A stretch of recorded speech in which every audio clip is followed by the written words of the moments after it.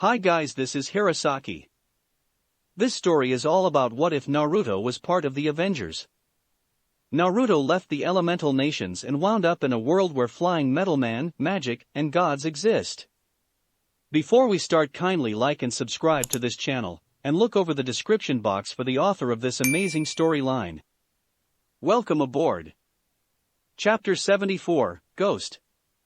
Shield Field Office, San Francisco, California. February 25, 2010, 0800H local. Dr. William Barrett Foster, or simply Bill Foster, is a brilliant biochemist currently employed by SHIELD.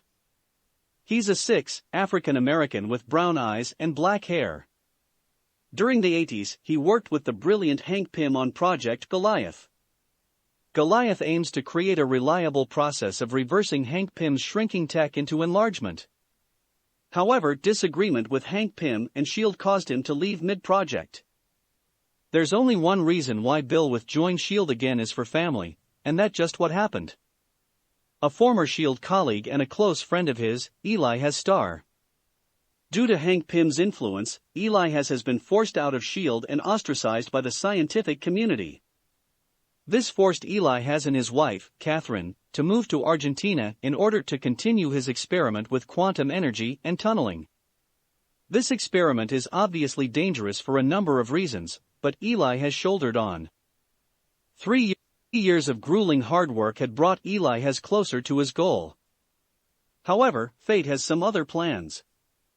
On the night of Eli's final experiment, a catastrophic incident resulted in Eli and Catherine dying due to a quantum explosion. The same explosion that caused Ava Starr, his 6-year-old daughter, to acquire some rather unique powers. Ava had been dosed with massive amounts of quantum energy, causing every atom that integrates into her body to displace. This allows her body to enter multiple realities at any one time, while also keeping herself anchored in one quantum tunnel. The phenomenon effectively gives her the ability to phase through objects while also giving her a ghostly visage. Too bad this process gives her chronic pain. That's how Bill found Ava, in pain and scared of what's happening. He took her in until SHIELD showed up a few months later. Ava was sent to a temporary housing facility where she was tested, and her powers evaluated. This where SHIELD realized her capabilities. Bill could feel SHIELD's intentions, so he did the only thing he could: he joined SHIELD. His presence there had allowed him to do two things. The first is to find a cure for Ava's condition, or at least alleviate it. Secondly, to stop SHIELD from using her abilities for something else. Bill had been partially successful in his first goal so far. He had developed a quantum energy chamber. It uses the minuscule amount of quantum energy he could harness to stabilize her condition temporarily. It's not a cure, but it could help her temporarily alleviate her pain and extend her lifespan. As for the second one, he was able to prevent SHIELD from giving her anything more than retrieval and infiltration missions. But it looks like he could only do so much. "Dr. Foster, we thank you for your service," an agent told him. They were currently outside one of many field offices, with Bill carrying a box of his stuff, and the agent preventing him from getting back inside. Bill had no other choice but to leave. Don't get him wrong, he would find his way back to help Ava. But he has to regroup for now. Bill dejectedly walked away from the office towards the nearest bus stop. He was thinking about what he should do next when an orange sports car stopped beside him. This immediately put him on guard. What are the chances that a recently sacked SHIELD scientist gets kidnapped? Pretty high. "Dr. Foster, I presume?" a blond man asked as soon as the car window rolled down. "Yes, and who are you?" Bill asked warily. "I'm just the guy who has you sacked," the blonde replied while opening the passenger side door. The man could see Bill's reluctance. "I can also help Ava with her small problem," he added before clarifying something. "Help, not cure." Against all logical reasoning, Bill got inside the car.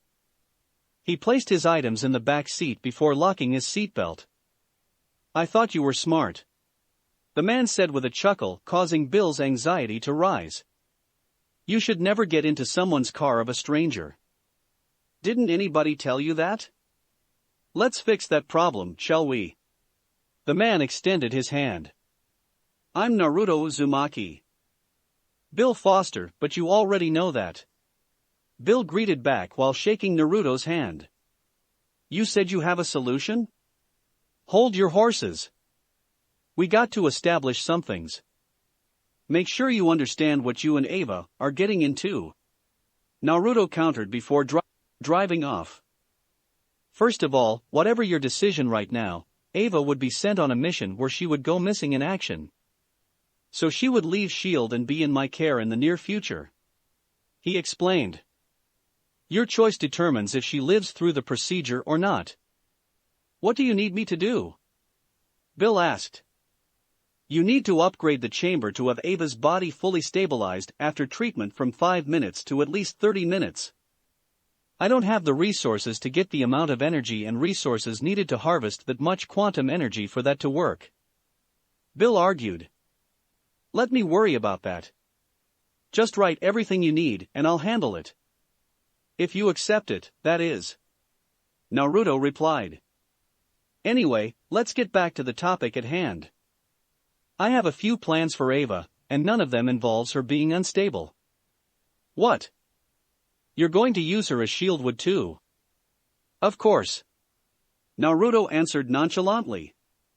He could feel Bill's negative emotions rise up. Oh, come on. Get your head out of the ground. You should have expected her to do some unsavory things the moment she acquired the enhancements. If not this, then protecting herself from someone who wants her to do something like this. He continued. This way, she'll at least be able to help herself.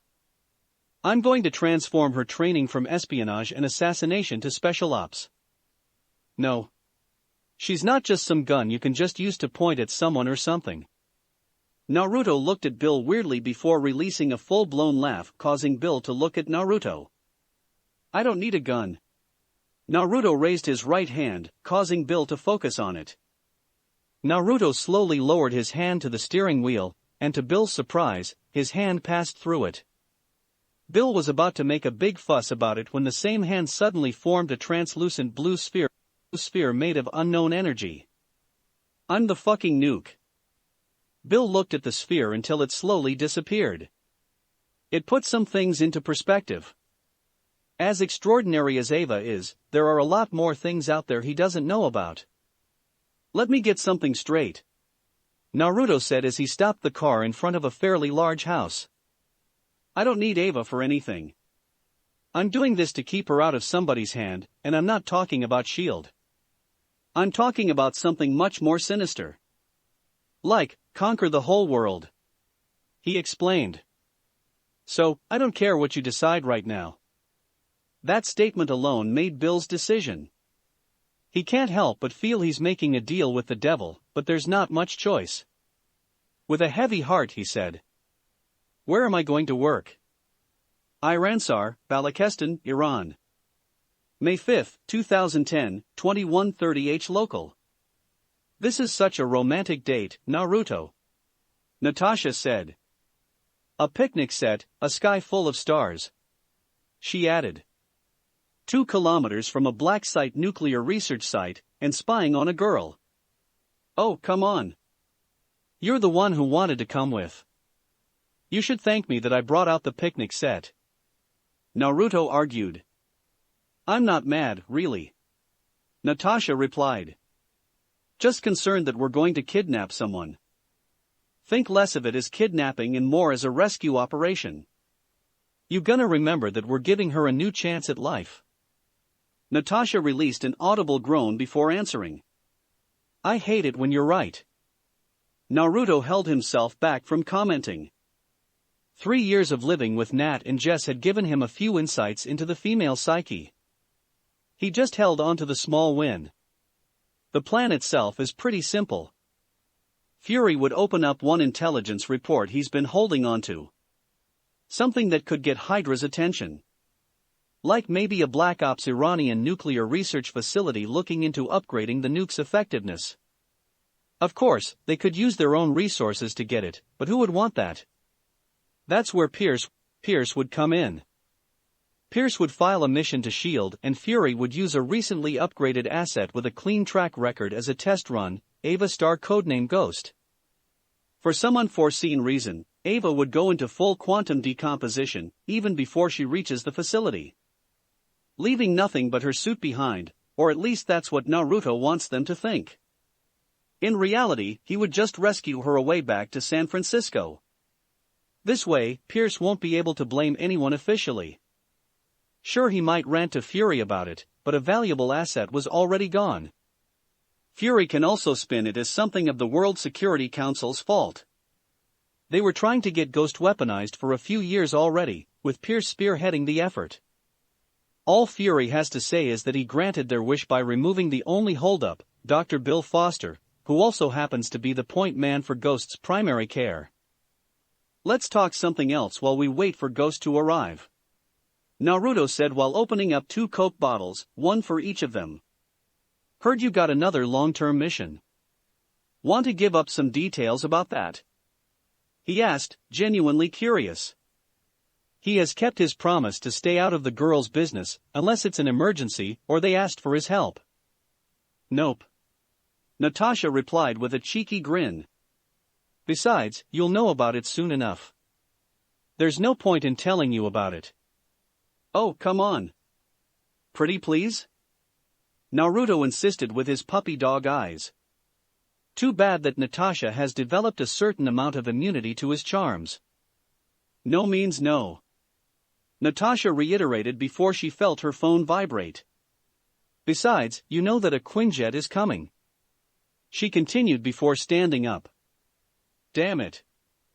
Shouldn't have used it on the kinky stuff yesterday, Naruto murmured, causing Natasha to release a burst of full-blown laughter. He picked up the picnic set before following Natasha. So, how do you want to do this? What do you mean how? Aren't we just picking her up? Natasha asked. Yeah.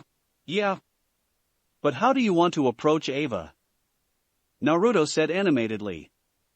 Good cop, bad cop. Devil's offer. The angel's descent. The genie in a bottle. He continued on and on. Natasha stopped in her tracks and looked at Naruto incredulously. How can you have so much time in your hands to watch that many movies? Clones. Should have known, Natasha said with a shake of her head. She then proceeded on hiking towards the research base. Where are you going? Naruto asked. Intercepting Ava. Isn't that what are we supposed to do? Yeah, but she's that way, Naruto answered while pointing to the north of them. She doesn't need the front door. A barred air vent would do just fine. Ugh. You tell me now, Natasha grumbled before walking towards the pointed direction. The pair walked in silence for another 10 minutes. Natasha was following Naruto's footsteps halfway through their short hike. Apparently, Iran is paranoid enough to place mine around the area. At the middle of the minefield, one of the air vents. Where is she? Natasha inquired. Right there. Naruto pointed in front of them. In that direction, a silhouette is walking towards them. As the person gets closer, they could see a woman wearing a white tactical suit and mask.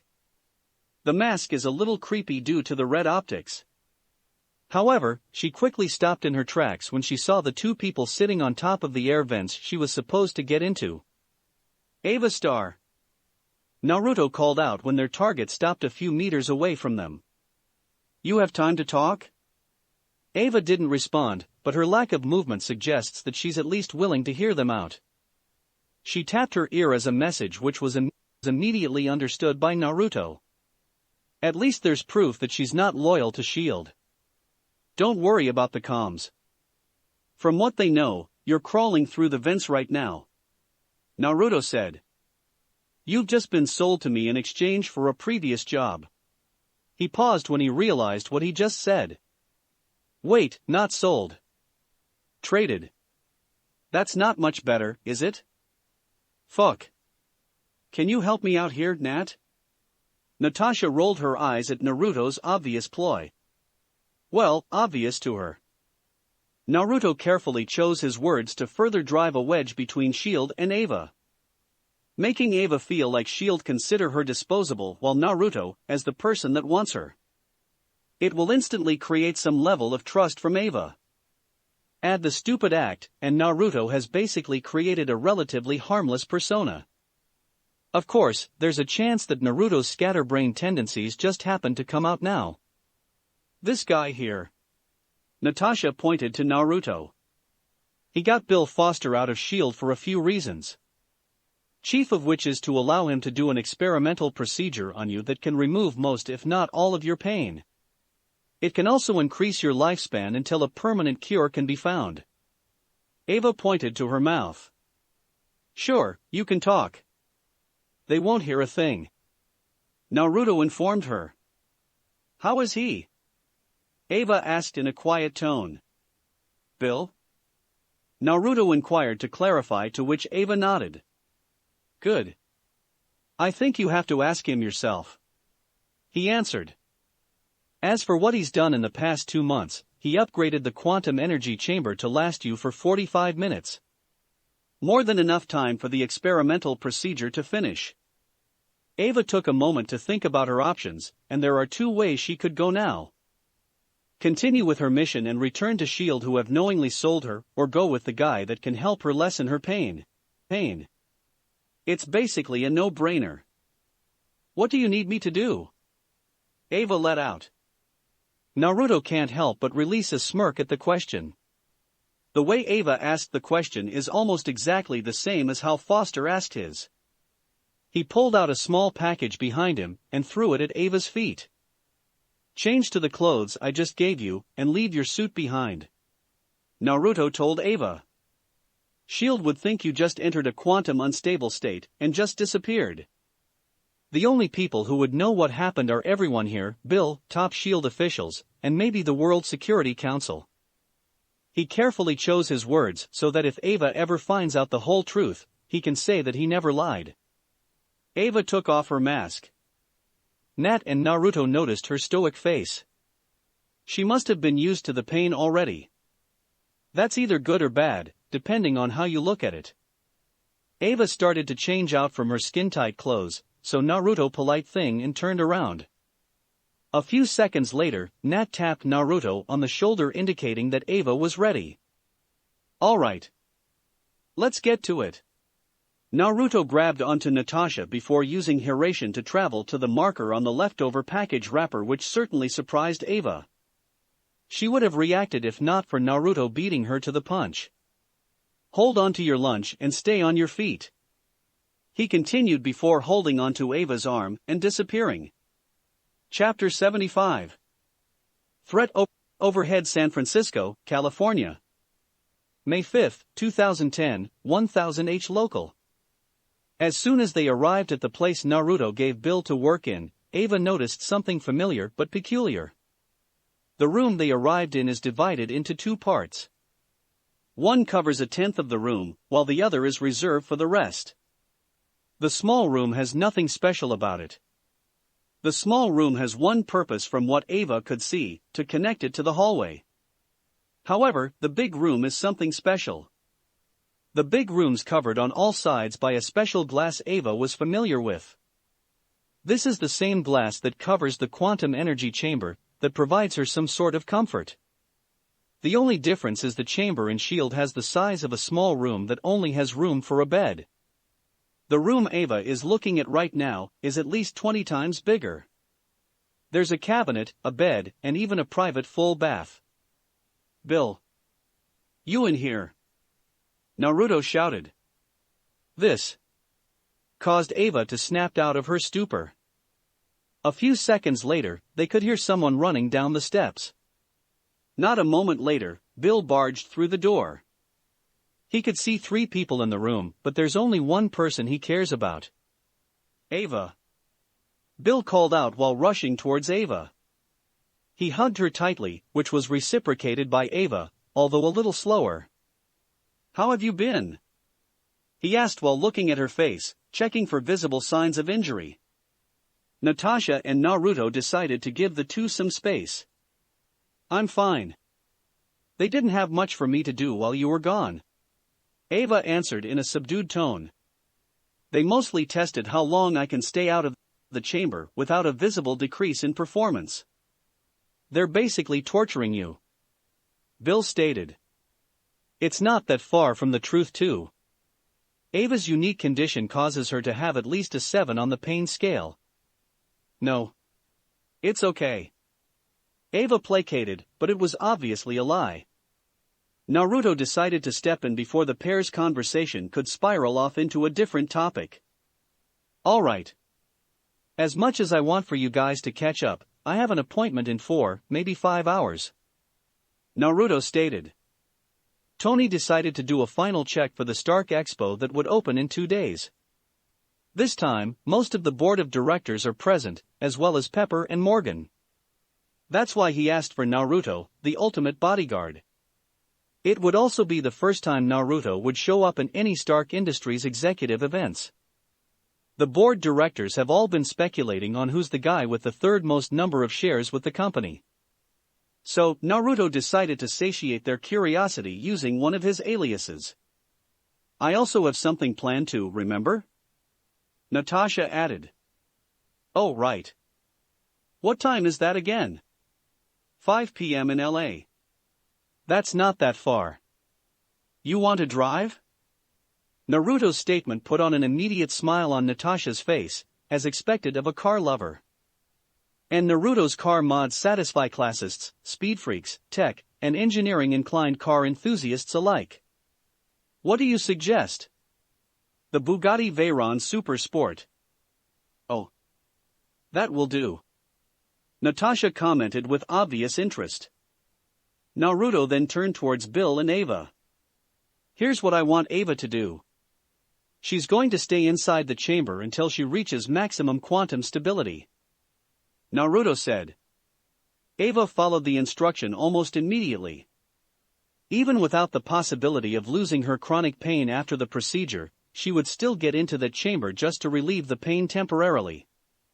You still haven't told me what you're going to do. No details on the procedure or anything. I still don't know how you were able to come up with this so-called procedure. Bill told Naruto with no small amount of doubt. In the past 2 months that Bill has been working with Naruto, they have been quite amicable to each other, even after the admittedly rough first meeting. However, there's just one holdout, Naruto not telling Bill about the procedure. It's understandable, really. Who in the right mind would believe that Naruto will use Chakra to deal with a quantum problem? At least Bill would finally know how Naruto would do it. Naruto pulled out a few meals and gave everyone inside the room one. He gave Ava her meal before she enters the chamber. He ignored the questioning look from Ava and Bill before pushing a button on the console just outside the chamber. This activated the chamber, releasing orange waves. These are concentrated in pure quantum energy harvested from the environment. Naruto gestured for everyone to sit down on a chair and signaled everyone to sit down too. He took a bite of his Hainanese chicken rice meal before starting his lecture. Tell me, Bill, what can you tell me about dark energy? Just a short explanation would do. Naruto said. Bill decided to humor Naruto's inquiry. Dark energy is an undetectable energy that has only been theorized due to its influence on everything in the observable universe. So, there's an energy, an invisible, undetectable energy, that influence the universe, am I correct? Naruto asked. Bill nodded since it's basically what he just said. Now, what's your opinion on Chakra? It's complete hogwash. Bill automatically answered. See, why is that? Can it be considered just like dark energy? No, since there is no evidence of it whatsoever. Bill replied. He turned towards Natasha when he heard a snort from her. And who are you? Agent Natasha Romanoff, S.H.I.E.L.D. Bill and Ava immediately went on high alert when they heard Nat's answer. My personal life and work life are different. They don't know everything that's happening when I'm not on active duty. I'm just a girlfriend visiting my boyfriend's work.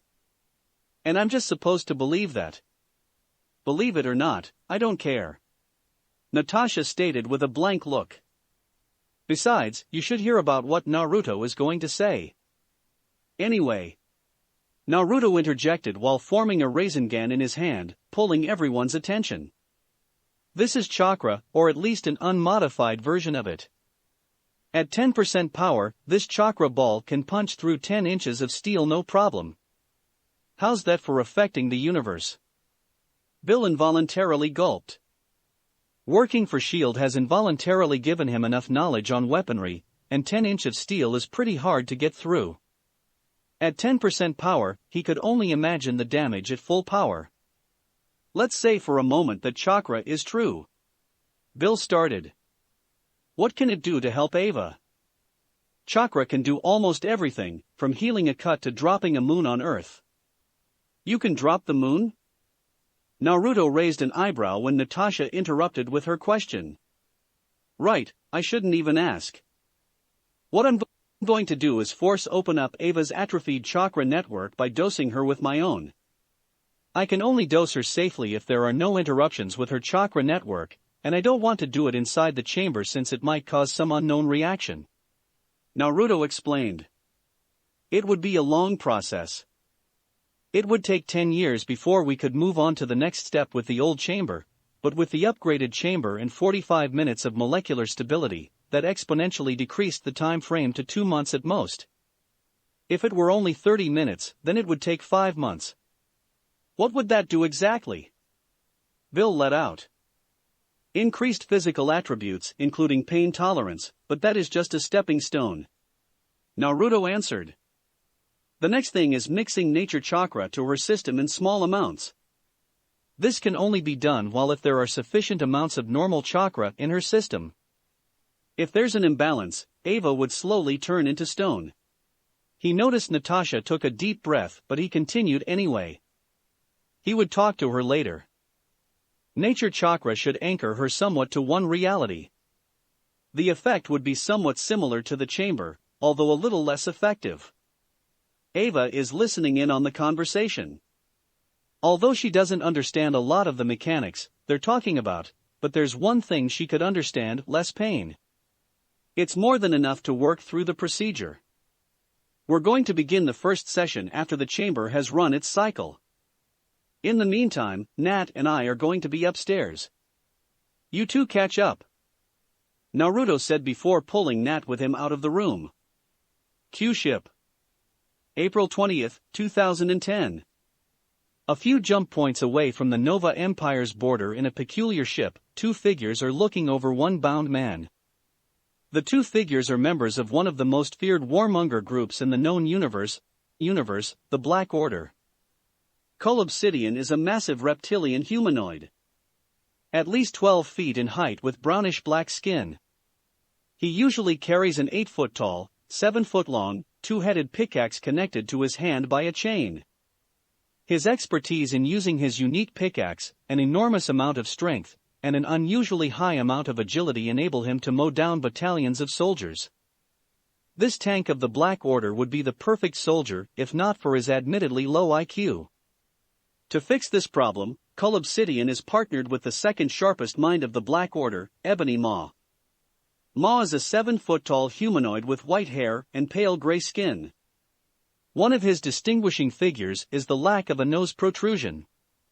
Just like any member of the Black Order, he has one specialty: his overwhelming ability in telekinesis and magic makes him a very formidable long-range fighter and moving battery. Ebony Maw's usual job is to announce the culling, but he does other things too, and this task is something special. In his hand is a special staff that holds one of the most powerful objects in the universe, the Mind Stone. Just like the other Infinity Stones, the Mind Stone controls one aspect of reality. The Mind Stone holds the power to control and connect every aspect of the mind. From the most primitive all the way to the most complex minds, singular to hive. The Mind Stone itself is the cornerstone for upgrading two of their armies.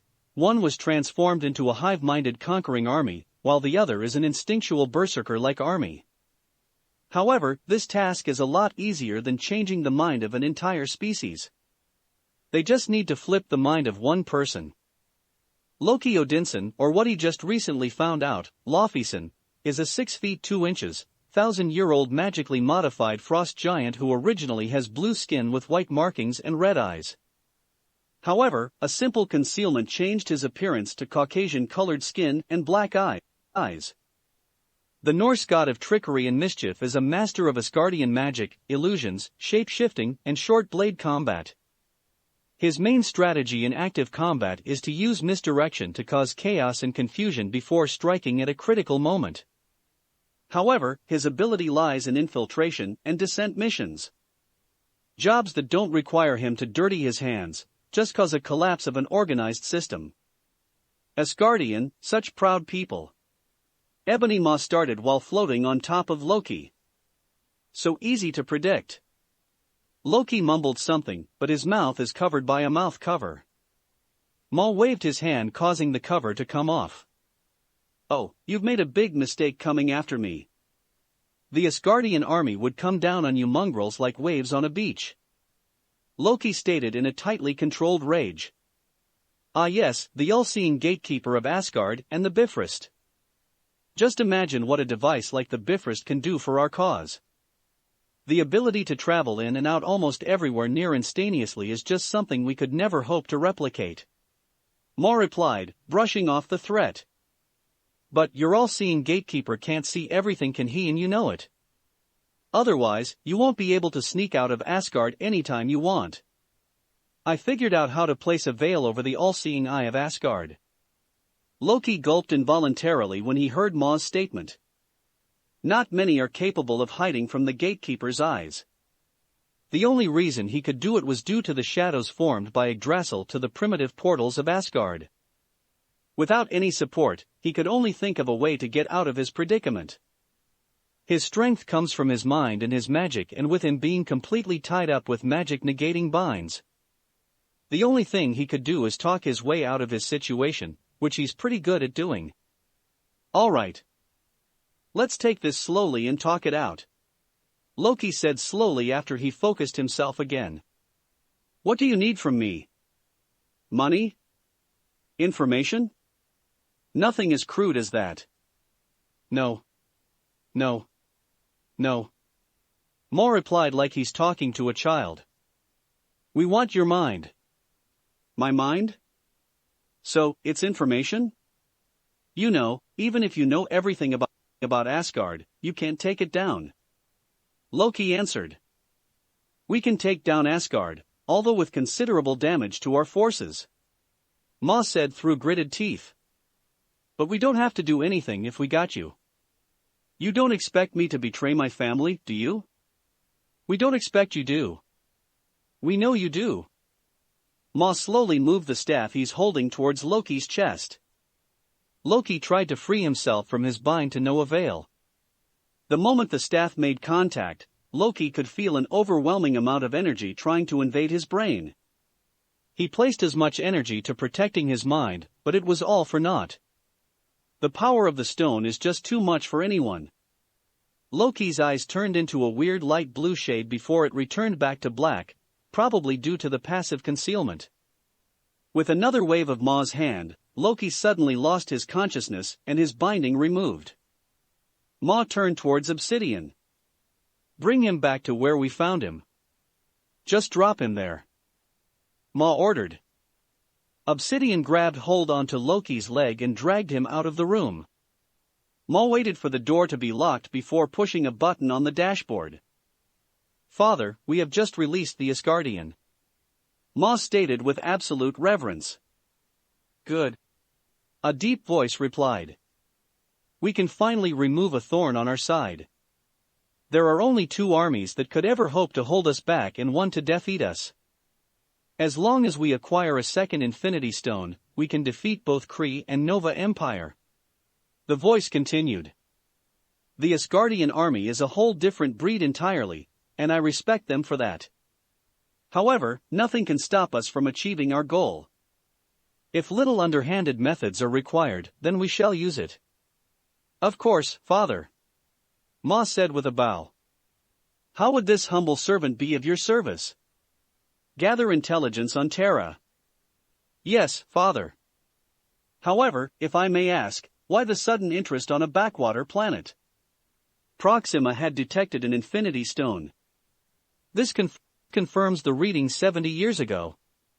We should send the Shitori, father. Not until Asgard is dealt with. They are still under their protection. The voice countered. Just prepare them. The moment Asgard falls, we'll take the Infinity Stone and cull them at the same time. Chapter 76, Senate Hearing. Stark Expo, Queens, New York City. May 7, 2010, 2300 H local. How far are we from D.C.? Tony asked. He received the subpoena from the U.S. Marshal. 250 miles. Happy answered. Tony revved up his new Audi Spider and driving off. Well, let's try to make it in 3 hours or less. Tony replied. Stark Expo has gotten off without a hitch. 20% of the $100 billion investment has already been recuperated on the opening night alone. It's projected that they would have a total income of at least $500 billion. The open show policy has really increased their profit margins, since even their rivals like Hammer Industries can rent a pavilion for their products. The opening ceremony has also gained them some significant media traction. Even more than they already have. Tony decided to go with the flashiest entrance, aka dropping to a fully choreographed performance from AC 130 15,000 feet high in his Iron Man suit. Pepper was not thrilled with all the scantily clad women dancing around him, but she understood the necessity. Speaking of Pepper, Tony had been giving larger and larger responsibility in the company to her. Just in case the worst thing happened to him. He could feel the palladium poisoning already slowing him down, and he's running out of elements to test, from hydrogen to lawrencium and every alloy in between. Nothing could substitute for palladium. It's the perfect balance of radiation and power output. Perfect if not for the heavy metal poisoning. Tony has already looked into having the shrapnel surgically removed, but even the best surgeon only gave him 10% survival. He's not about to risk leaving his family to a 10% chance. He could, of course, ask Naruto for any weird chakra voodoo stuff to help him, but only as a last resort. They were driving for around 20 minutes when Happy noticed a car following them. Not very discreet too, since it was a dark orange Lamborghini. Tony, we got a tail. Happy stated while pointing behind them. Tony looked at the rearview mirror but he can't see through the darkened windshield. A limbo? Who the hell would tail someone in a limbo? Tony let out. Isn't it better to use a shitty old car? Can a shitty old car catch up with your new car? Happy countered. Tony took a left turn at the next intersection. Then another left. Then another left. Then another left. Basically, a typical maneuver for identifying tails, and it confirmed that the limbo is following them. He was going to call a security detail when his phone rang first. Hello? Tony answered automatically without looking at the name. Why the fuck are you circling? Tony heard Naruto reply. This obviously surprised both Happy and Tony. Somebody's following Happy and I. That's me, stupid. I'm your tail. Naruto answered with a hint on annoyance. I heard about the subpoena from the Senate. Okay, so why are you coming? Happy asked. Added security and as your lawyer. Security I can get, but a lawyer? Tony inquired. Of course, a lawyer. You smartass are going to face a Senate hearing with no lawyer. They're going to use your ego, back you into a corner to get the suit. Naruto's statement silenced Tony. He's well aware of all his faults, including his ego. How could he not be? Pepper is always reeling him in when he gets too far. With a proper psych eval, the US government could just play him until they get just cause to get a suit. So, what's your plan? Tony let out. I'm just just an employee, but I can give you their options to go about it. Naruto answered cheekily. Let's start with what I think you would do. You'll go there and assert the superiority of your designs. Maybe by using the videos on the prototypes. He continued. Then there's a flashy way I want to do it. Flashy way? Happy mused out loud. They could practically hear Naruto's maniacal grin to the question. Capitol Building, Washington, D.C. May 8, 2010, 0900H local. Mr. Stark. There's no need for a lawyer. This is just a preliminary hearing. Senator William Stern said with a friendly smile. William Stern is a 5 feet 10 inches Caucasian with blue eyes, brown hair, and a pudgy build. This senator from the state of Pennsylvania had quickly risen up from being a businessman to the mayor to governor to a congressman, and now a senator. In the last election cycle, he won the race with a landslide. Now, he heads the Committee on Armed Services. However, like every politician, there are skeletons in Stern's closet, and his are bigger than most. Stern's success in the election is because of one major factor. He's backed by Hydra.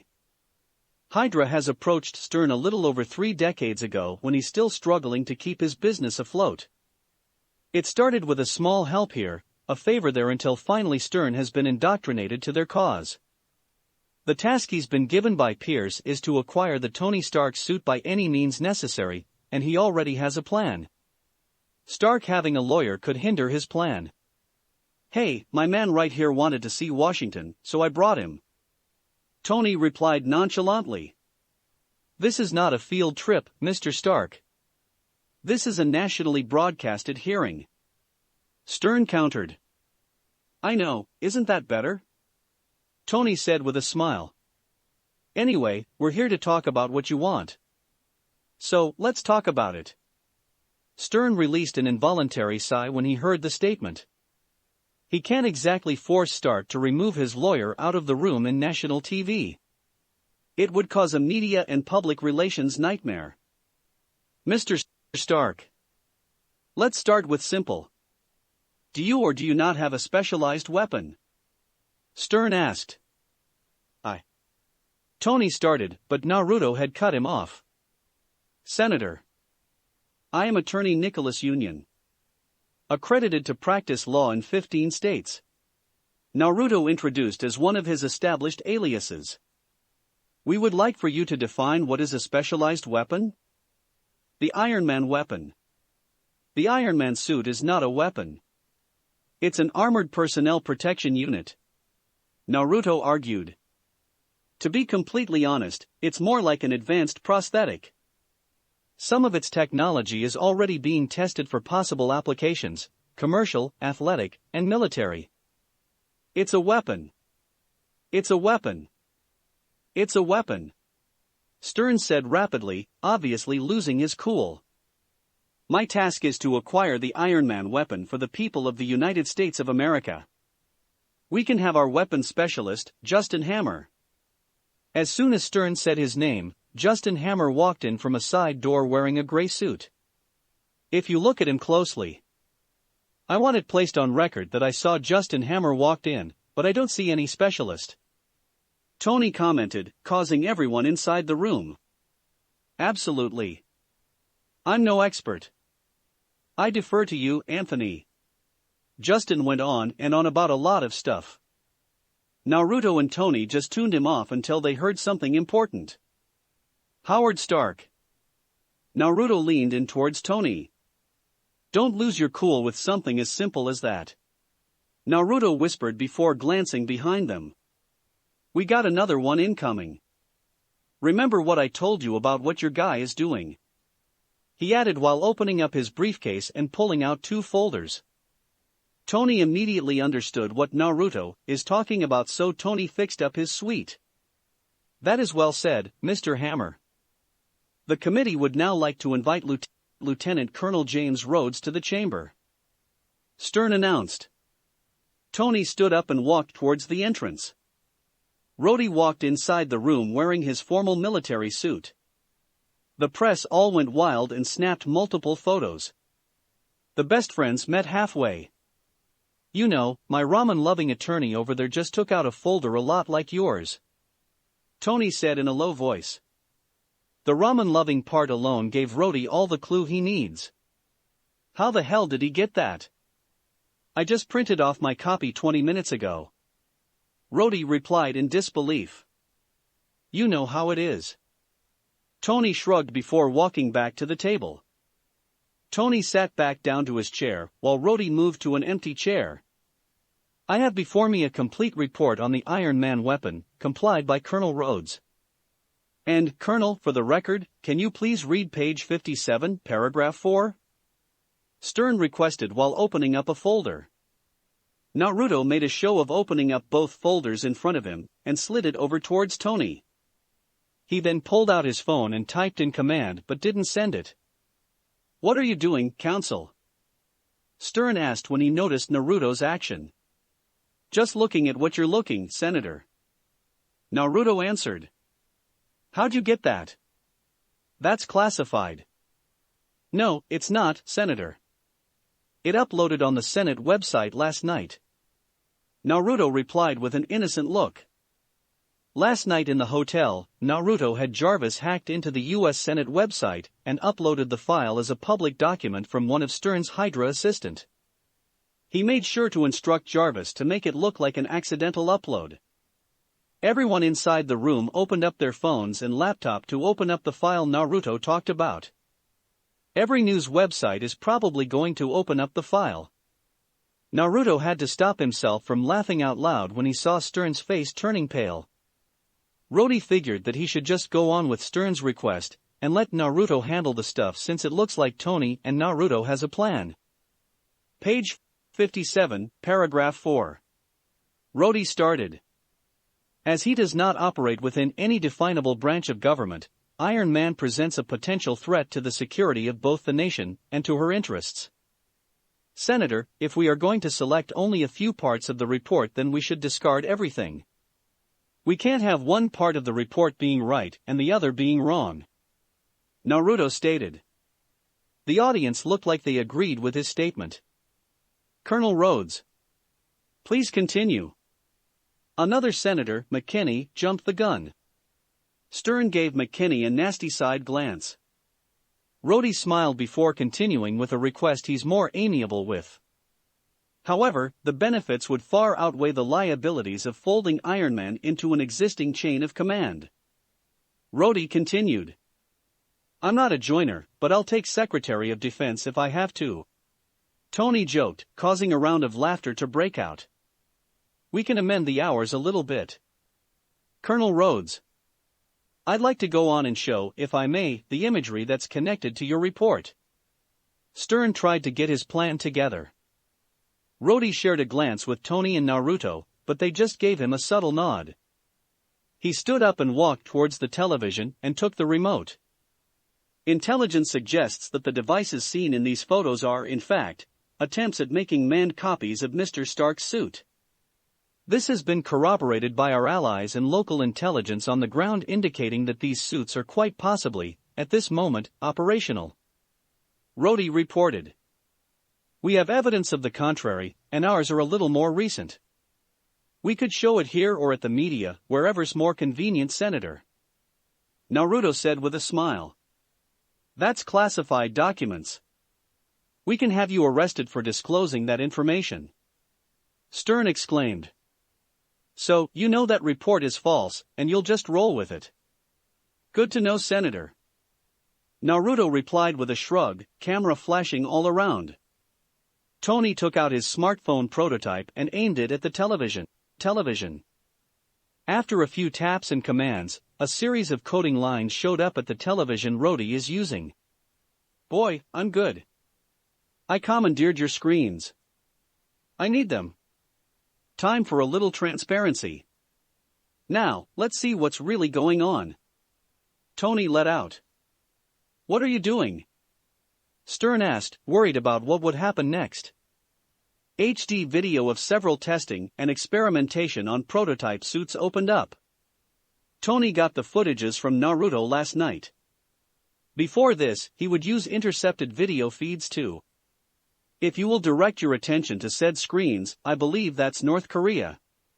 Tony started his presentation. Stern ordered for someone to turn the TV off, so Hammer stood up. Iran, Russia, China, and would you look at that, Justin Hammer. The video showed a bulky suit connected by wires, suddenly turning its body around 180 degrees. Oh, that's got to hurt. Yeah, I'd say most countries, 5-10 years away. Hammer Industries, 20. Justin finally thought of pulling the plug, effectively turning off the TV, before rushing towards his microphone. I want it to be known that the pilot survived. The media are going crazy about what's happening. It's obvious that Stern would do anything to have his hand on the suit. We don't have to go all through these hoops. Mr. Stark has agreed to provide an older generation Iron Man suit with a few concessions, of course. Naruto said while pulling something out from his briefcase. What makes you think we couldn't just arrest you and force you to hand over the Iron Man weapon? Stern countered. Because the US government will lose all access with Stark Industries services while the company itself would change its main base of operations to Canada. Naruto answered while lifting up a 30-page contract. This is the General Sales and Services Agreement between USA and Stark Industries signed 2 weeks after Mr. Stark continued the contracts. Article 17 was added on the insistence of US government. He continued. They felt like they needed to increase their hold on the company since some operations have been moved out of the country for diversification purposes. Of course, being the patriotic person he is, Mr. Stark has agreed with this admittedly constrictive contract. They wanted 60% of all weapon and related services to be sold to the US government alone from 40%. He stated. However, the US government can't take up all of our products, so we added a few clauses of our own. First of which is that we can invoke Article 12 on all existing sales and service contract if any of our conditions aren't met. Article 12 states that we can cancel all sales order and maintenance jobs, alongside the immediate payment of violation fee if any of the conditions are met. These conditions are set on Article 12 of the General Sales and Services Agreement and now, Article 17. Wait, Article 17 has only one condition. They could break contracts on Stark Industries' discretion if they prove that if an action severely impacts the company. A senator stated. Exactly.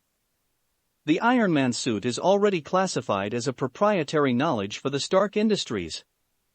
If the US government takes the suit without going through us, we could lose as much as $1 trillion on the technology alone. Not to mention on actual profit lose. We would need to lay off as much as 100,000 people in the US alone, and that is if we cut everyone's pay and benefits. Naruto replied. I'm not so sure how the board of directors would react if they hear that they would lose as much as 20% of their income. Almost everyone who's even in the same planet as Tony's net worth understands that rich guys tend to frown upon losing money. Hammer would have been ecstatic with the prospect of stepping in with the vacuum Stark Industries would leave behind, but one simple problem keeps him from being completely ecstatic. As stupid as the US government is, the US military higher-ups are even more so. 70% of the US defensive network is anchored to Stark Industries ever since Stark proved that their proprietary algorithm is their best bet on protecting the country. Hammer Industries are just not capable of handling all of it. What are these conditions? Senator McKinney asked. I'm glad you asked, Senator. Tony said cheerfully. I just want 3 small things. Only I could do maintenance and usage of the suit alongside a small group from the military to oversee. When not in use, the suit can only be placed in one of my facilities. The generals present would grumble for a while, but they know that it would be easier for them to outsource the suit. However, Stern could feel his plan slipping away. Finally, I would like for Senator Stern to step down as chairman of this committee. That's not happening. Stern replied through gritted teeth before slamming down his gavel. Fuck you, Mr. Stark. Fuck you, buddy. We're adjourned. We're adjourned for today. Chapter 77, Natalie Rushman. Four Seasons Hotel, Washington, D.C. May 8, 2010, 1200 H local. And Stern's face, when he heard I want him to step down. It's almost like he shat himself. Tony wheezed out between laughs. Naruto was in front of Tony, laughing his guts out too. Rody is at one corner of the room, trying to hide his laughter. It took them almost 5 minutes before they calmed down. Didn't know you're a lawyer, a good one at that. Rody told Naruto. I got a whole bunch of covers, from hobo to CEO. Nobody knows what I might need. Naruto answered. Though, to be honest, I didn't make the arguments. If it were just me, I'd just make Stern disappear and be done with it. Then how'd you made the plan? Tony asked, brushing off how easily Naruto said his statement. I got some help from my girlfriends, Pepper and Jarvis. Naruto replied. So, a spy, a criminology student, a former super secretary, and a supercomputer? That could work. Rody mused out loud. Naruto and Tony gave an agreeing nod. Naruto was about to take out ramen when his phone rang. He took out his phone and saw that it's Eric calling. Sorry, I had to take this. Naruto said while walking out of the room and answering the phone. Eric, talk to me. Hey, we just passed the border. Eric answered. Eric and Bruce are currently in the pickup truck Eric received from his contact. What took you guys so long? Naruto exclaimed. It's fucking hard to make sure no one's following you. All the cameras, satellites and agents don't make it any better. Eric countered. Those SHIELD agents are good, not as good as me though. How long would it take you to reach Culver? With still keeping out of SHIELD and the military's radar? A week. It's harder to move around in the US than in Mexico. Eric replied. It would be easier if you just drop us there. You can do it. You're the bloody Killmonger. Fuck you, man. You're enjoying this too much. Eric said before dropping the call. Naruto released a short laugh before getting back inside. So who is it? Rody asked, genuinely curious. Some guy who's helping a guy I know. That's not mysterious at all. Tony said while drinking his beer. You'll find out about it soon enough. Naruto replied while opening up a beer of his own. When are you going back to LA? Tonight. Tony answered with a serious expression. So, you're going to tell her, huh? Tony gave a small nod to Naruto's question. Tell who what? Rody interjected. Like our blonde friend said, you'll find out soon enough. Stark Mansion, Los Angeles, California. May 8, 2010, 2300 H local. Mrs. Potts. Jarvis called out. Mr. Stark has just arrived. He requests for you to meet him at the garage. Pepper is currently on their bed, reading the company reports on her tablet. She hasn't expected Tony to come home that night. The Senate hearing finally shed some light on Naruto's weird behavior in the past week. Corporate law and contracts, procurement law, military contracts, and all the other things they could think of. She stood up from the bed and took her bathrobe. Tell him I'll meet him there. Of course, Mrs. Potts. Pepper walked out of the room and down the stairs. She punched in the garage door code to unlock it. She saw Tony in his jeans and tank top combo while drinking the green shake he's been downing more frequently in the past 3 months. You know that I'm not kissing you without brushing your teeth first, right? Pepper said while pointing at the green shake. I don't like drinking this nasty too. Tony replied.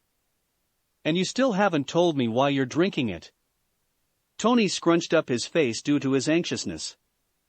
He scratched the back of his head before pulling 2 rolling chairs from behind him and facing them to each other. Have a seat, Peps. Tony said as he sat on the chair. You may not like what you're going to hear. May? Well, it depends on your mood. You're making me nervous, Tony. Tony took another sip of his chlorophyll shake. I need you to run the company. I already am. You're not listening. I'm trying to make you CEO. Pepper's jaw dropped when she heard what Tony said. Have you been drinking? Only the chlorophyll shake. Tony answered. I hereby irrevocably appoint you chairman and CEO of Stark Industries effective immediately.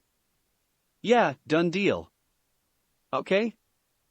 I've actually given this a fair amount of thought, believe it or not. Dummy arrived while holding a tray with champagne and a pair of glasses. Tony stood up and walked towards Dummy, doing a bit of headhunting, so to speak, trying to figure out who a worthy successor would be. And then I realized it's you. It's always been you. Tony opened up the champagne and poured some on both glasses. I thought there'd be a legal issue, but actually, I'm capable of appointing my successor. My successor being you. Pepper just kept staring at the glass. Congratulations? Take it, just take it. I don't know what to say. Pepper let out after she took the glass. Don't say anything. Tony said as he took a sip of the champagne. I need the time anyway. Time for what? Tony released a sigh and slumped on his chair. The moment the shrapnels decided to embed themselves near my heart, my life started ticking down. This right here. Tony tapped the miniature arc reactor. Is the pause button. This stops the shrapnel from piercing my heart. He downed the rest of the champagne. And apparently, it's killing me too. Pepper bolted out of her chair and lifted up Tony's tank top.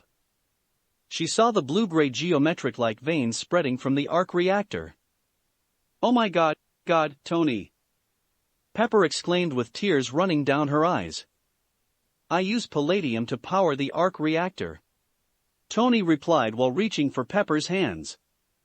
Apparently, using heavy metals to power a reactor shoved in your chest can cause heavy metal poisoning. He continued in a jesting tone. Is this why you always have your shirt on? Yup. Tony answered. I need you to run the company for me, Peps. I need to find a substitute for the palladium. Does anybody else know about this? Well, Naruto knows about it. Tony heard a snort from Pepper. Of course, he knows it earlier than your wife. Pepper stated in a half-joking tone. It's not my fault that Naruto has some weird eye stuff that can somehow see life force. Pepper released a sigh and leaned into Tony's chest. Is there anything Naruto could do? Pepper asked. Most probably, but he wants me to exhaust my option for now. Tony replied. He said he could bring me back if the worst happens. That doesn't exactly fill me with confidence. Tony hugged Pepper tighter into him and started kissing the crown of her head. What are you going to do for now? Pepper said in a quiet voice. Research mostly. Tony replied with a shrug. I'm going to look for other possible sources of energy that could work as a substitute. He continued. I might even make an old-school electromagnet attached to a battery or an outlet.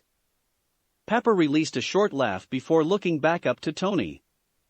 And the great Tony Stark would never use something as primitive as a battery-powered electromagnet. It just has to be an over-engineered magnet. Pepper said and kissed Tony on the lips. Brush your teeth before going to the bed. Stark Mansion, Los Angeles, California. May 10, 2010, 1000H local. Naruto just Hiroshined to his room and is now practically skipping towards the Stark Mansion boxing ring. Tony had texted Naruto that Happy has somehow talked him into a boxing session. And with Naruto being a good friend as he is, he won't miss a chance on seeing one or both of them getting beat up. He might even give a lesson himself. Naruto was about to enter the exercise room when he noticed something peculiar. Nat? Naruto whispered himself before sprinting off towards the exercise room, but stopping just right outside of it. He could feel Tony and Happy in the ring, Pepper standing near the couch, and Nat approaching from the other entrance. The notary's here. Naruto could hear Pepper say. Hey, Jarvis. Can I ask you a question? Naruto asked in a quiet voice. Of course, sir. Jarvis replied in an equally quiet voice. You know anything about the notary? According to the company files, the notary's name is Natalie Rushman from the legal department. Formerly employed by Hammer Industries.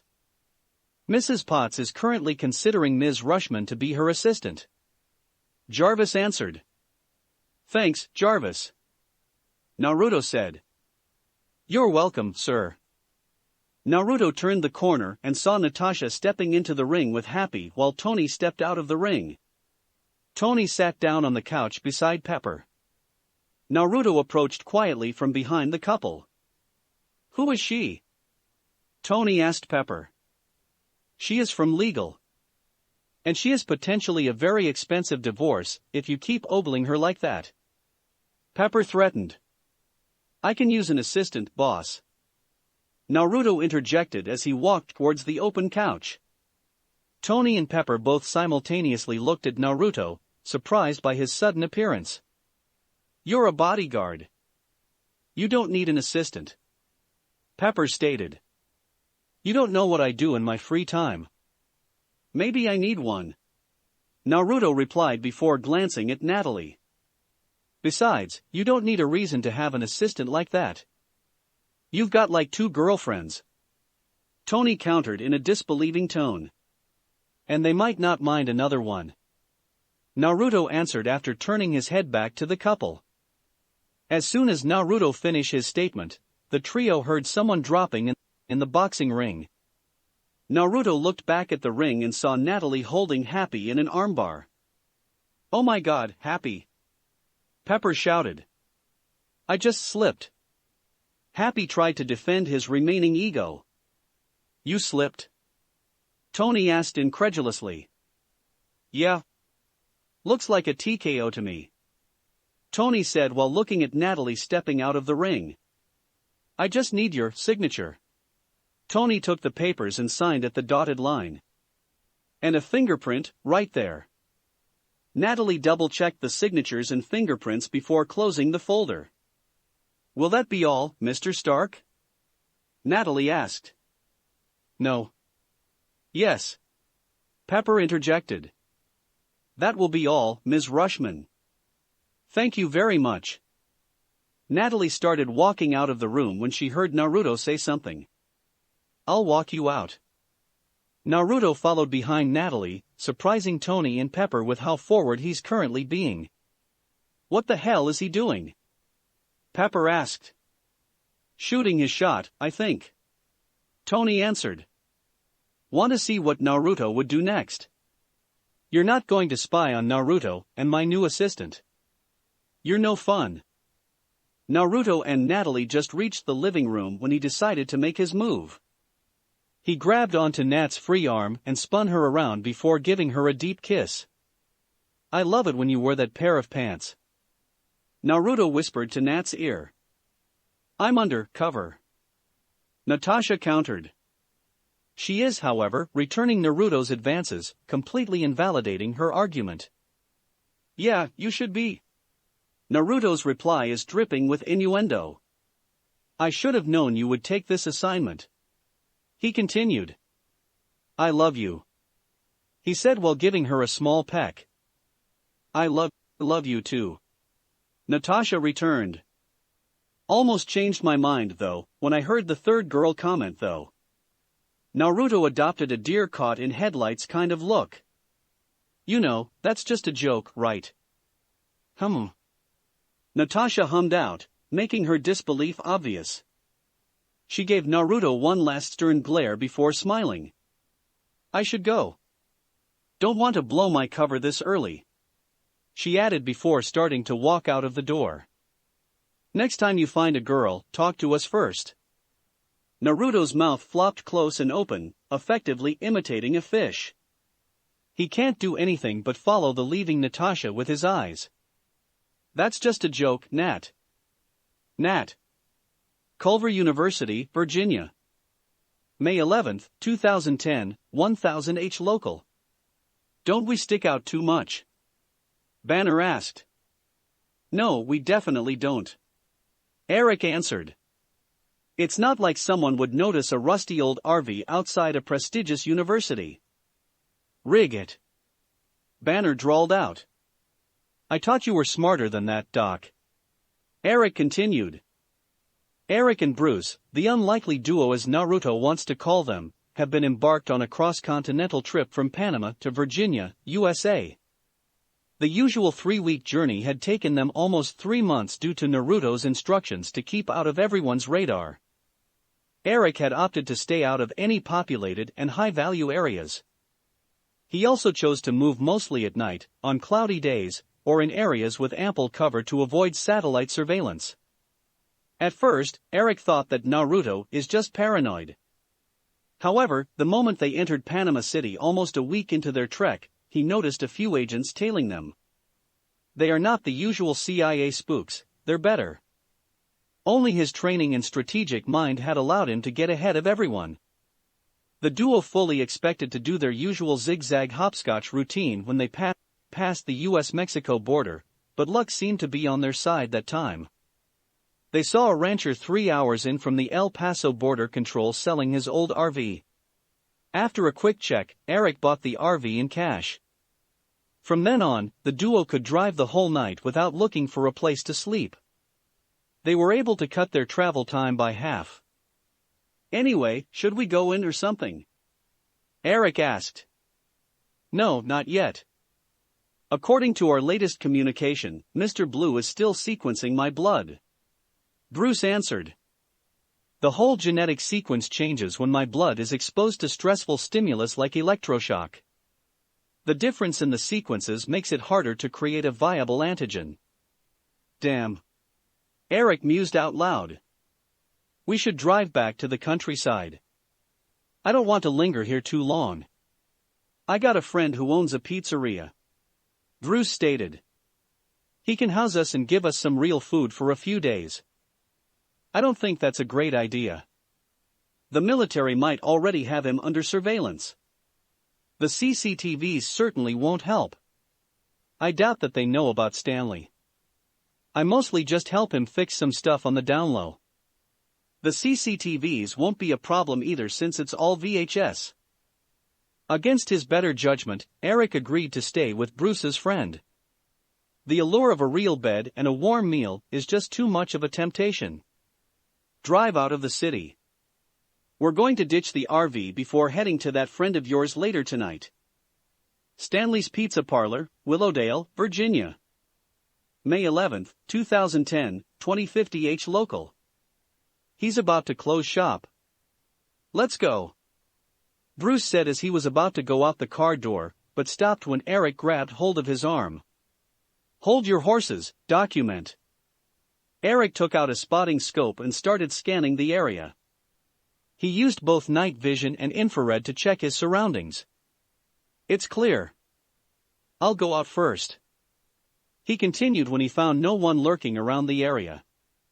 The pair did a swift jog across the street towards the back door. Bruce approached the door first and knocked twice. Stan. Bruce shouted. When no one opened the door, he tried again. Stan. This time, they heard someone scurrying from the other side of the door. When the door opened, it revealed a 5 feet 7 inches 70-year-old man with white hair and mustache wearing a sweater. This man is Stanley Lieber. Bruce. Stan exclaimed before giving Bruce a fatherly hug. Hey, Stan. Bruce greeted back. How are you, kiddo? Under circumstances, just fine, I guess. Stan nodded while giving Bruce a look over. I'm guessing this is not a simple visit, huh? Come inside, let's fix you and your silent friend there a bed and a meal. Stan said with a smile. Eric stepped forward and extended his hand to Stan. I'm Eric Stevens. Mysterious guy, aren't you? Stan commented. Well, come on. I can whip you up some quick meals. He added before walking inside with Bruce and Eric following him. Chapter 78, Bruce and Betty. Stanley's Pizza Parlor, Willowdale, Virginia. May 13, 2010, 20:30 H local. I can't believe this place isn't famous. Eric exclaimed while eating a slice of pepperoni pizza. It's better than some New York pizzeria. Stan released a hearty laugh before answering. Well, I'll take that as a compliment. You should, old man. Eric replied with a smile. Bruce just listened in on the conversation while eating quietly. The pair have been bunkering down at some of Stan's free rooms. They're just waiting for Mr. Blue to contact them that he's ready. The current setup is making Eric a bit nervous since they have stayed in the same place for more than a night. Unknown to everyone, this night is about to get more interesting. Elizabeth Ross or Betty is currently walking towards Stan's pizzeria. However, she's not alone. She's with her date, Leonard Sampson, a psychiatrist at Culver University. Betty is a 5 feet 6 inches Caucasian woman with black hair and hazel green eyes.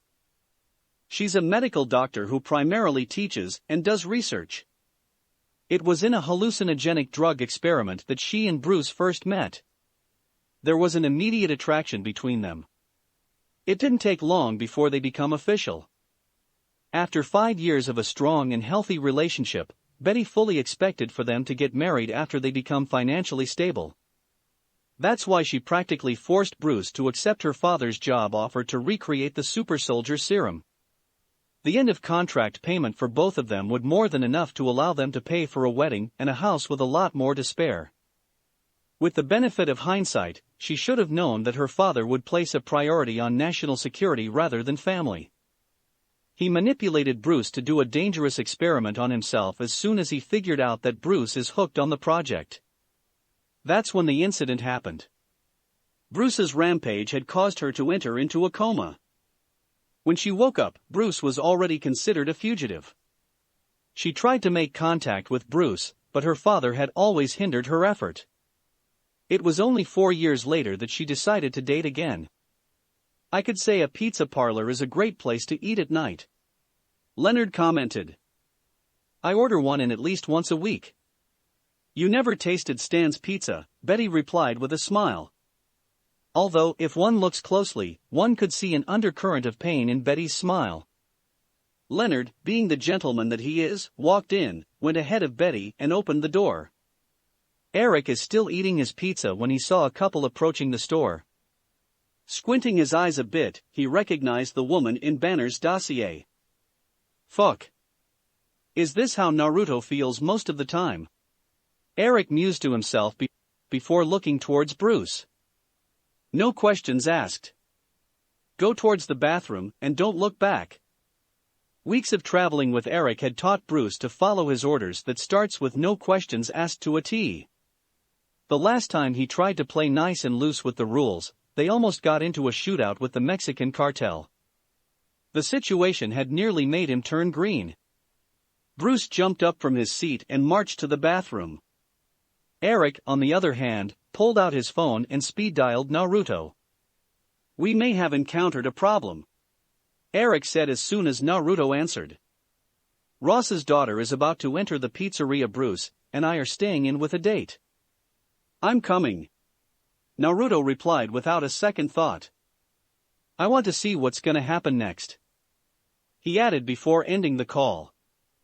As soon as the call ended, the bell on the door rang, indicating that someone opened the door. Eric looked back at the door and saw the couple walking in. Betty. Stan greeted one of his longtime customers before looking at Leonard with an assessing eye. I see you brought someone, eh? Betty walked toward Stan and gave him a firm hug. It's good to see you too, Betty greeted back with a smile. This is Leonard. He's a psychiatrist from Culver.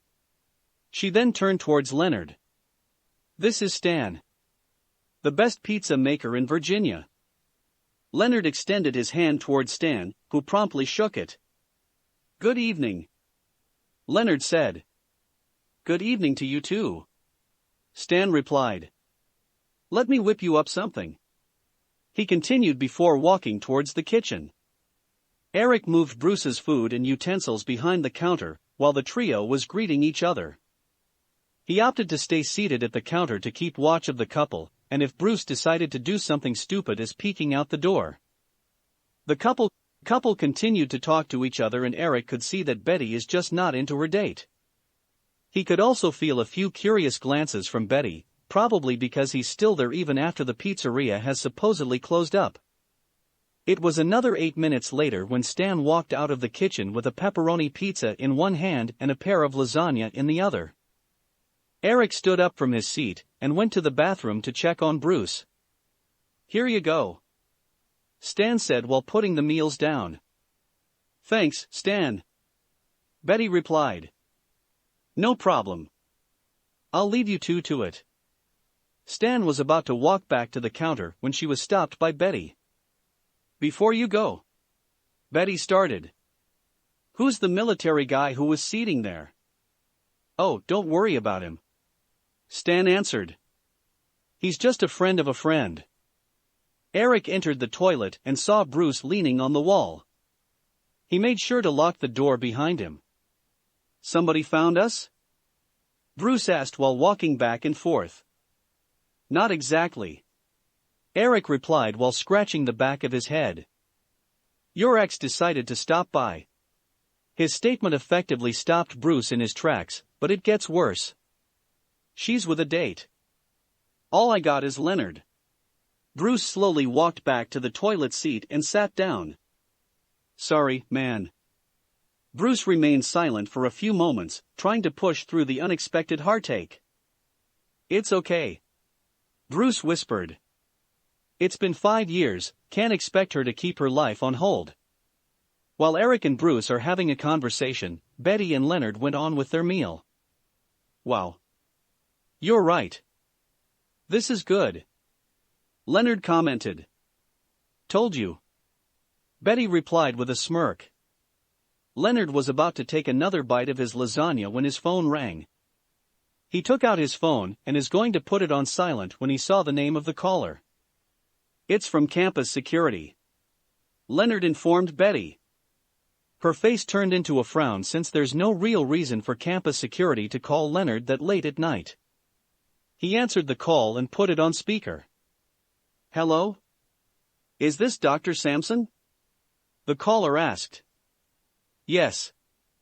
This is Jason Rogers, sir.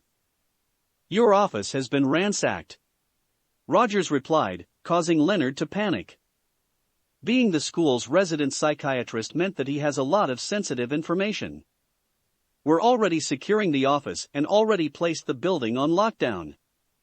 I would like to know if you would take a look right now or wait until the morning." Leonard is having an internal debate. On the one hand, he had a moral and professional obligation to his patients to check on the records to make sure it's still secure. On the other hand, he was finally on a date with Betty Ross. Betty could see Leonard struggling with indecision, so she decided to help him out. "Hey, Leonard," Betty called out. "You should go and check it out. Maybe we could try another time." Leonard released a disappointed sigh. It looks like the universe is working against him. He started to pull out his wallet when she stopped him. "Don't worry. I'll handle it." Leonard gave a small nod before standing up from his seat. "I hope we could do this again," Leonard replied. "Maybe," Betty answered with uncertainty, but Leonard could hear her intentions loud and clear. "Go on." Leonard released another sigh before leaving. As he was exiting the pizzeria, another man comes into the building. He would have questioned why someone entered the store when it was supposed to be close already. The man sat on the seat that Leonard just left, making Betty nervous. Leonard leaving and this guy sitting in front of her is not a coincidence. Stan obviously saw the man walked into his shop, so he approached him. "Sorry young man, we're closed," Stan informed him. "Oh, I'm not a customer though I could be," the man replied in a jovial tone. "I'm here for your guests. The other guy should know about me." Stan nodded in understanding. "Then I should get you something too. Will pizza do?" "Pizza would be great. As much meat cheese as possible." "Coming right up." Stan answered before walking back to the kitchen. The man leaned back to his chair and just stared at Betty, purposely making her nervous. Elizabeth Betty Ross. The man drawled out. I have to say. Your dad is one stupid guy. Patriotic but stupid. Betty would have countered the statement if she didn't already know how true it was. Saw him in Brazil a few months ago chasing down your ex. Betty's eyes widened when she heard the man's statement. She can't believe that her father was still looking for Bruce. Bruce is still alive? Betty asked in a whisper. Of course he is. The man answered. It's kinda hard to kill a man that could turn into a green rage monster. Betty's cheek turned a little red from embarrassment. The man stood up and walked towards the bathroom. He's a lot closer than you think. Betty flashed a questioning look. The man tried opening the door but noticed that it's locked, so he knocked. Eric cautiously opened the door and peeked through the crack. He was obviously surprised when he saw who it is. Naruto! Eric exclaimed. Told you I'm not going to miss this. Stop him from wallowing and bring him out. Naruto replied. Aren't we supposed to keep him hidden? What can I say? I love love. Who is it? Bruce interjected. My boss. Eric answered. Bruce quickly moved towards the door to take a look at his mysterious benefactor. So he could easily be forgiven to see that his benefactor is in his early 20s. Nice to officially meet you, Doctor. Naruto greeted before going back to his seat. Betty was observing the situation intently, so she was surprised when she saw the third guy walking out of the area. She rubbed her eyes and wiped off the tears forming on her eyes to make sure that what she's seeing is real. Bruce? Betty asked cautiously. Bruce fully expected for Betty to be gone already since he basically avoided everyone from his old life, and Betty is the ultimate nexus point for his past life. Betty? Bruce called back. Betty practically jumped out of her seat and sprinted towards Bruce. In a surprising fashion, Betty slapped Bruce. That's for suddenly leaving me. Betty said passionately before giving him a deep kiss. And that's for coming back. He's not back yet. Naruto interjected awkwardly. He's just visiting. He added. Your dad is still looking for him. Eric placed a hand on Naruto's shoulder, signaling for him to stop. Good thing too, since Naruto was about to start with how Ross is about to do some questionable human experimentation on Banner. Right. Shutting up now. Betty excitedly pulled Bruce towards their spot, leaving her and Leonard's seat behind.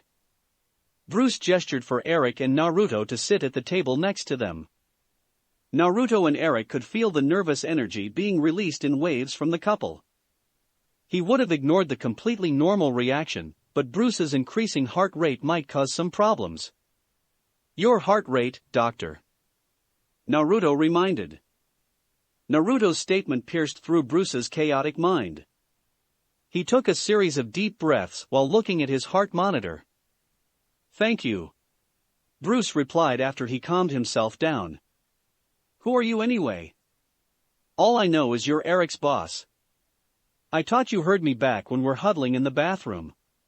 Naruto purposely said with a tone that makes it dirtier than it should be. Well, I'm Naruto Uzumaki if that's what you're asking. No. I mean I want to know that too, but what I really want to know is why are you helping me? Eric already answered that. I don't want to go over that again. Naruto looked at the window and decided to flex a bit. 9 golden chains appeared from his back, surprising both Bruce and Betty. He extended it towards the window shades and closed it. The chains disappeared right when Stan exited the kitchen with a family-size meat and cheese lover's pizza. A smile immediately formed on his face when he saw Bruce and Betty sitting at their booth. And I thought you two would never meet again. Stan let out while serving the pizza to Naruto. It looks like you could eat, so decided to give you a large pizza. Naruto's eyes are practically shining when he saw how loaded was the pizza. He took one slice and slowly took one bite. Fucking hell, old man. This is delicious. Naruto exclaimed. How much would you need to move to New York? Stan released a boisterous laugh before answering. I'm not moving, kid. I like it here. Damn, might as well bring some people here sometimes. Bruce took his time, but he finally gathered enough courage to finally start a conversation with Betty. So, Samson, huh? Bruce started awkwardly. He's a nice guy. Smart too. Yeah. Betty anxiously replied. Naruto was just eavesdropping on the couple's conversation while eating his pizza when he leaned closer to Eric. Why is it so awkward? Isn't there supposed to be more emotions? Naruto asked in a whisper. Not everything is a movie. Eric deadpanned. You mean I ransacked a guy's office for this boring, awkward meetup? Betty quickly turned his head towards Naruto when she heard his statement. You ransacked Leonard's office. Betty exclaimed. Well, I have to get him out of here somehow, and killing him is most likely out of the options. Naruto answered with a shrug. Of course, that's out of the options. Betty shouted.